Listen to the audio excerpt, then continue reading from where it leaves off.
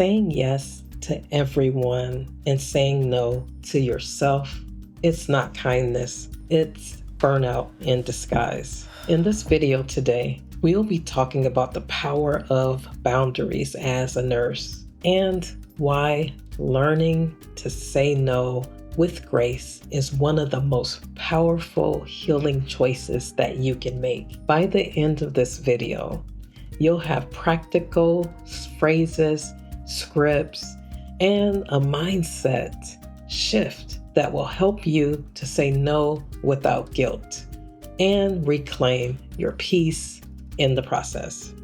So, the first part, let's talk about it. Why boundaries are a healing practice.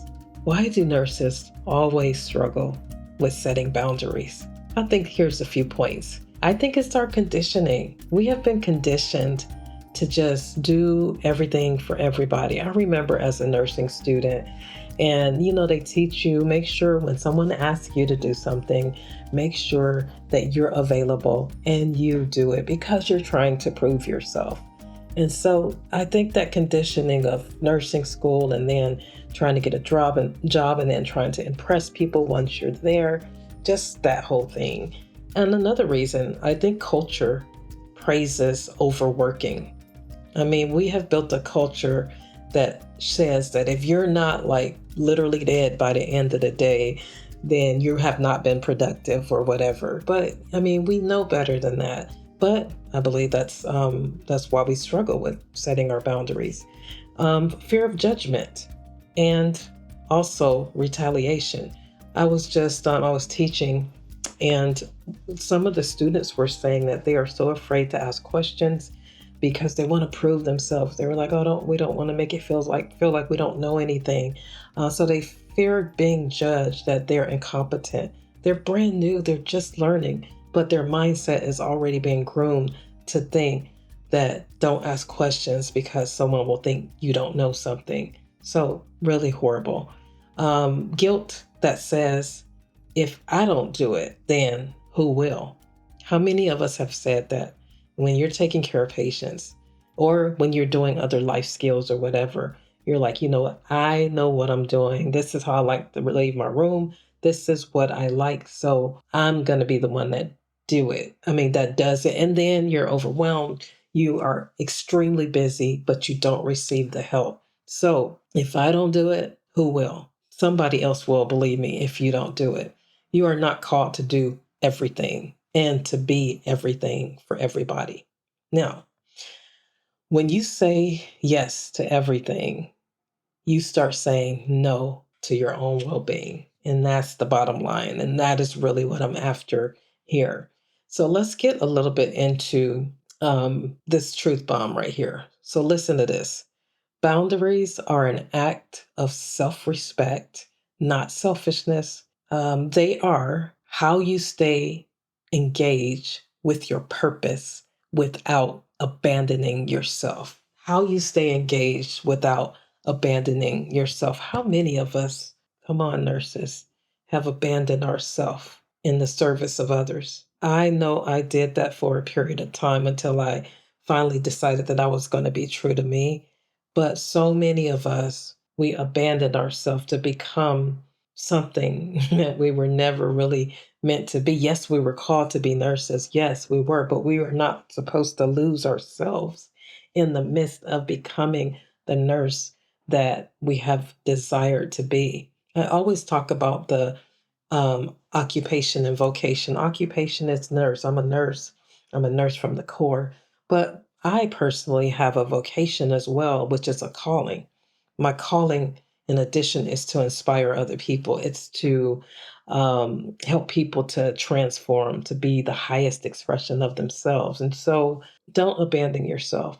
If you have abandoned yourself, there's ways that we can reclaim and get you back because you work best when you know who you are. And so I want to make sure that you just put a pin right there. If you know that you've been abandoning yourself, if you felt that, then that was for you. So let's talk about the second thing, and that's resilience. And resilience is also one of the heart framework that I have from the prior sessions. I talked about healing and we talked about engagement. So I want to jump into resilience a little bit.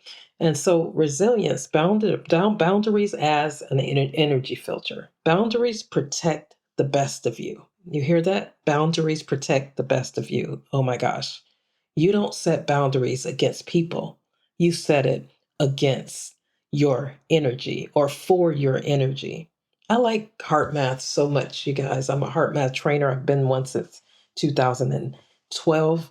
And one of the most important things and phrases that I have to share with you, because it has to do with you set them from for your energy, protecting your energy, is called intelligent energy management. Not stress management, but intelligent energy management. I like to have control to protect the energy that comes into my space or I allow into my space. And that is so important. And with resilience, it is so amazing that you can actually protect your energy. Things that will deplete you, you stay away from it. Or if you engage in it, you learn tools to renew yourself so that you can be balanced. So, why does this matter? Why does resilience matter? It's because it's not just about bouncing back. It's about remaining grounded with your whole self and being self aware in the face of adversity, in the face of challenges, in the face of having a full patient assignment, in the face of having people not supporting you, in the face of it. How are you showing up in that particular phase? And that's what resilience is. Matter of fact, the definition for heart math, because I'm a math certified trainer, is the ability to prepare for, recover from, and adapt in the face of pressure, in the face of crisis or adversity. And I love that definition. I also found another definition, and it says to change to a new way of living when an old way is no longer available, and to do it all without dysfunction. Oh my goodness, didn't that happen for us in 2020? We all had to change to a new way of living and a new way of being. We had to shelter in place. We had to do all of these things. We had to change all of the different ways that we did things. And so resilience in its truest form is definitely not hustle. It's healing in motion. See, resilience has gotten a bad rap because some people use it in a negative connotation. They talk about resilience. You need to do just stuck in. I mean, just stick in there. Just grunt it out. No, that's not what I'm talking about, because when you just grunt it out and you just keep pushing through without paying attention what's going on within your body, then you are going to definitely burn out. I'm talking about intelligently managing your energy so that you can see if you're feeling that you had an energy shift and you're depleted, then you do what you need to do to regain and to renew that energy. Resilience is a sacred commitment to care for the inner self so that the outer work doesn't destroy what's within. Did you hear that? It is the sacred commitment to care for the inner self so that the outer work doesn't destroy what's within. Ah, that's so powerful. It's an inside job, you guys. I have worked on myself for such a long time that now when I show up undisturbed. Matter of fact, that was my declaration when I walked through my hallways. I walk in undisturbed composure. I anchored that in my heart before I actually got out of bed. And that was my anchor. That was my rock. And so that helped me to just navigate all of the darts that was coming at me and navigate it so that it would not deplete my energy. And so healthcare is a dynamic field, we know that, where rapid advancements are happening, technological innovations, shifting patient acuity and needs. They want more and they deserve more. And unexpected crises like COVID-19 or natural disasters. They all demand flexibility and quick decision making, and resilience enables nurses to be able to really undergird and support what they need to do as a nurse. So let's talk about some things. Resilience enables you to stay calm under pressure. I love that. When things got chaotic for me, I got still. I got quiet because I knew that if I get quiet enough, I can hear answers. And so that's why it is so important for us to learn how to shift to get quiet so that we can hear the answers that we need. Hey, innovation might pop up, whatever it is. So that's number one. It maintains productivity. Instead of feeling overwhelmed, resilient workers can sustain their focus and their performance, ensuring that patient care standards remain uncompromised. You maintain productivity because you are managing that energy that you have, and you're using your energy for the purpose of impacting those that you are around. You recover quickly, definitely recover quickly. Now, you're going to get hit. Challenges are going to come. Somebody is going to take you off, but it's how you handle that situation that either renews or depletes your energy. I might get hit. Somebody may say something to me that I absolutely don't like, and I'm like burning up on the inside. But before I allow it to go any deeper within, I deal with that. I hit it up front because remember, I anchored undisturbed composure in, and that's my baseline. And so, because I have such a loving heart and I have compassion toward myself and other people, it's a little bit easier. But I've practiced that. I've learned how to use that for my good. And then it fosters innovation, just like I just told you.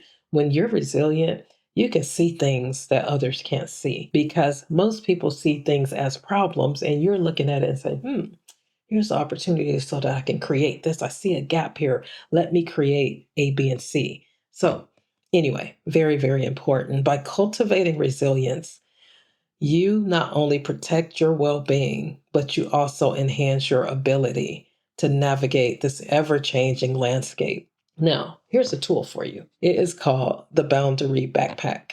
And it's three, I'm going to actually give you four phrases that you can use today in this moment because we are so good with doing everything for everybody else and saying yes to everybody else but us. And so let me give you a few tools. Number one, if somebody's asking you something and you're already like overwhelmed with what you're doing, your job, just say, you know what, let me get back to you on that. I need to check my bandwidth. And I like to say that like that. I mean, you are just calling it out. I am protecting my bandwidth. So let me get back to you on that instead of just saying, yes, I remember me as I was a new assistant manager. Oh, yeah, I'll do this. I'll do that. I'll do that. And so before you know it, that's where the burnout started to come in because you're doing everything else for everybody and you're not renewing yourself so that you can be okay and be able to thrive and do the things that you need to do in your own job. And so the second phrase I'm going to give you is, that's not something I can take on right now, but here's what I can do. So you're not saying no, you're just saying this is not something I can take on now. Let me tell you what I can do. You see that? And the third one is I want to be fully present. And I know I can't do that if I'm overextended. I love that because that's what I've had to say. I really want to be fully present with this project, with this assignment. But when I'm overextended, I cannot give my best self. And so that was another one. And then the one that I just recently began to start using in 2022-ish on is, does this align with who I am? Because that's where I was stuck at as far as being burnt out versus misaligned. It was not necessarily burnout for me. It was more so misalignment. So if there's something that aligns with who I am and my purpose and my why, then I was absolutely willing to do it. For instance, caring science. Caring science reignited me and took the burnout away and reignited a fire that was so bright that I was able to train and to teach others and to impact everybody that I came in contact with. And so that actually gave me life. That pushed, that continued to guard me and fulfill me. So I was able to actually stick in there and stay longer, even in the midst of the craziness that was going on. So that's your boundary backpack. Boundaries are loving and guilt is lying. Now, let me talk about the third part, boundaries that heal. how to say no without guilt. This is going to dip into E for engagement, and that's part of the heart framework. And it's reconnecting with what you're protecting. You don't need to prove your value by being everything to everyone. You show your value by protecting what gives you life. You show your value by protecting what gives you life. Now, this is an exercise for you. This is a journal prompt, and I want you to really get quiet and actually answer these questions for yourself, honestly, because this is about you, because you matter. And you have been going and going and going, and you need to just pause and ask yourself these questions. What are you available for? And what are you no longer willing to tolerate? I want you to answer those questions. What are you available for? What things that your heart, what is it that you want to do? But also, what are you no longer willing to tolerate? I think you have to start asking yourself the deeper questions so that you can get down to the crux of what's going on and what's bothering you within. Now, I was just thinking about something. When we think about saying no without guilt in healthcare, we need to actually make that a practice, because when you don't make that a practice, you ignore every warning sign. As subtle as they are, you ignore them because you're so guilty and you're always apologizing. Say, oh, I'm sorry, I can't. I'm sorry. Don't apologize.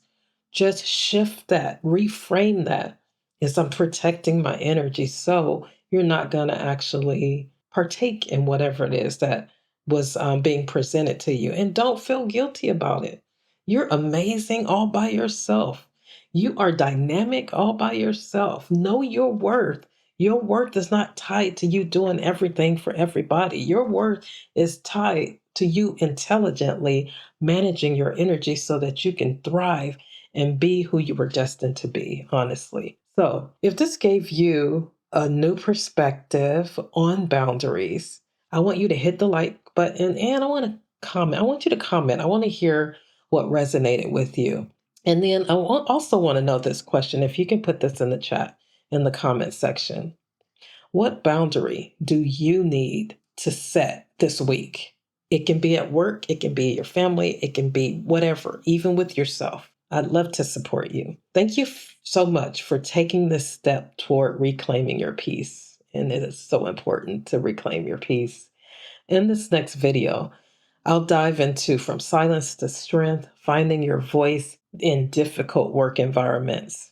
And remember, saying no is how you say yes to your health, yes to your purpose, and yes to your healing. Thank you so much for listening, and make sure you join my Substack community. I'm going to start doing some live events in there. Thank you so much, and I will see you next time.